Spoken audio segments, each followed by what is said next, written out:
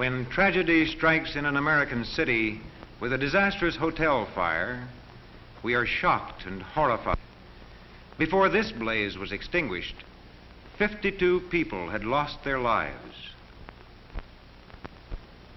Among the dead were Alfred Hilton, pianist.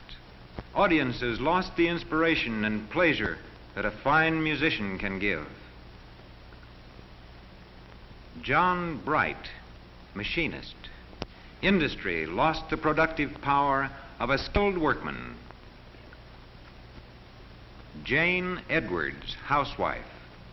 A family lost a mother's care and affection. These people lost their lives, and the world lost their skill, their artistry, and their services.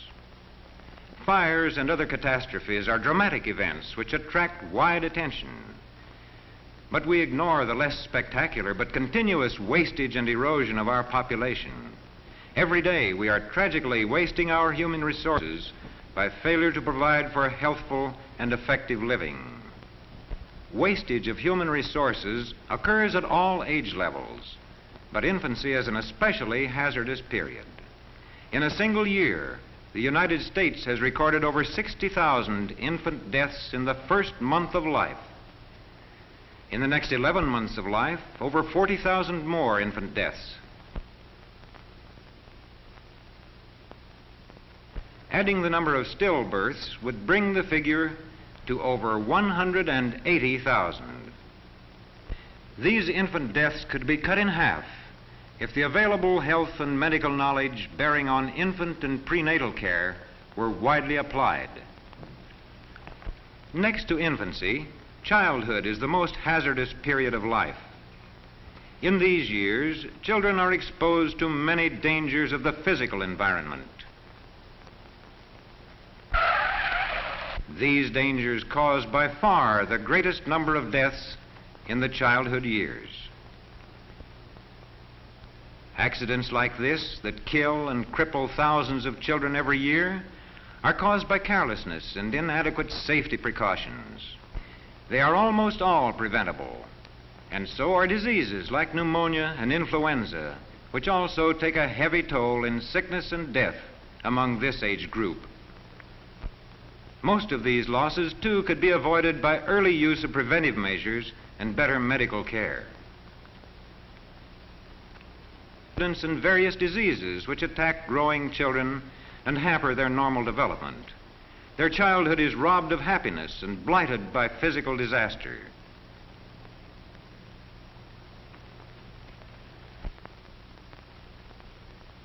Even though children may escape accident or disease, they may be neglected, maltreated, or subjected to conditions that stunt their bodies and warp their personalities. After the childhood years with their attending hazards, boys and girls face the transition to adolescence. This is a period of rapid physical growth and social adjustment. It is also an important time for education for citizenship, for family life, and for useful and personally satisfying work. Yet, many youths, especially in rural areas where schools are often poor, are denied the opportunity for essential education. In cities, they leave school for dead-end jobs that allow for little mental and vocational growth. They fail to get the training necessary for more productive work. Many spend their time in unhealthy surroundings that foster juvenile delinquency, especially among those who have had an unhappy childhood.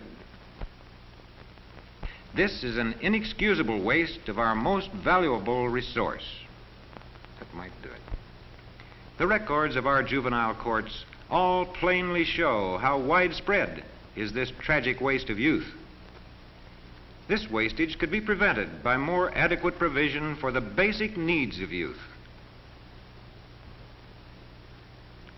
Just as there are many hazards to mental and social development of youth, there are also many hazards to their health. These hazards often go unrecognized even by youth itself. At this time, energy is expended in a variety of sports and social activities. But in spite of youthful and vitality, they already have hidden handicaps, heart ailments, for example. Far too many youths do not receive adequate medical care and health supervision. The neglect of health in childhood and youth was in a large measure responsible for the conditions revealed by selective service examinations for World War II. About 2/3 of our available manpower of military age were fit to fight. The other 1/3 was rejected or later discharged for nervous and mental disorders, muscular and skeletal defects, venereal disease, hernia, heart diseases, ear, nose, and throat disorders, poor eyes, tuberculosis, and other causes. And these were the findings with a group of men at the most vigorous time of life.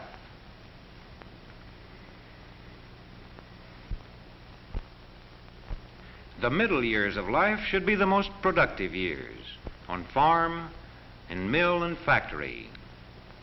Yet many are not at work because of accidents, illness, and occupational disease. Millions of productive hours are lost, reducing income for workers and their families, and reducing production for society. Many are unable to work because of chronic illnesses, such as tuberculosis, which blights so many adult lives at their most productive period. Many chronic illnesses of this type come from housing, poverty, and lack of health care and protection. These adverse conditions, dangerous as they are for the men who work in the mills and factories, threaten even more the health of women in the home.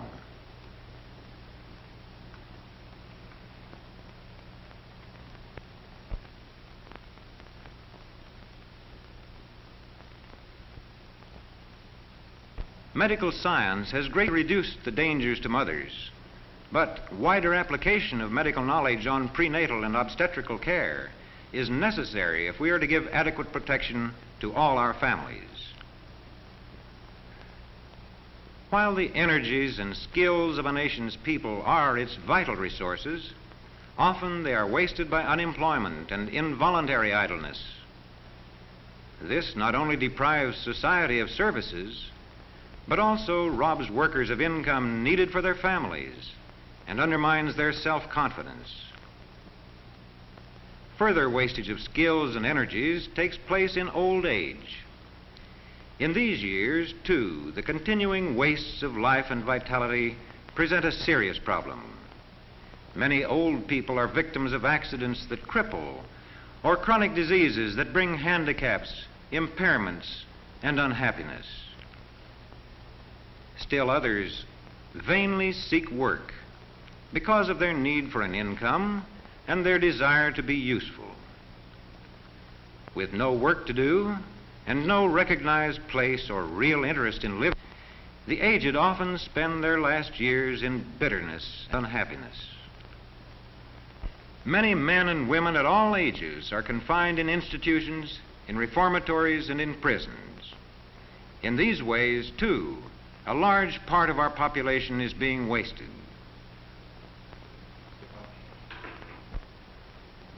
Temporarily or permanently in custody, they are cut off from normal social and economic life. Others are in institutions for mental defectives and in state hospitals for mental disorders. The number of such cases is increasing, and we must add to these drug addicts who waste their own powers and the resources of society. Finally, there is war, the most tragic waste of all. 20 million killed by war from 1941 to 1945. 50 million like these disabled. Uncounted millions of the world uprooted and displaced.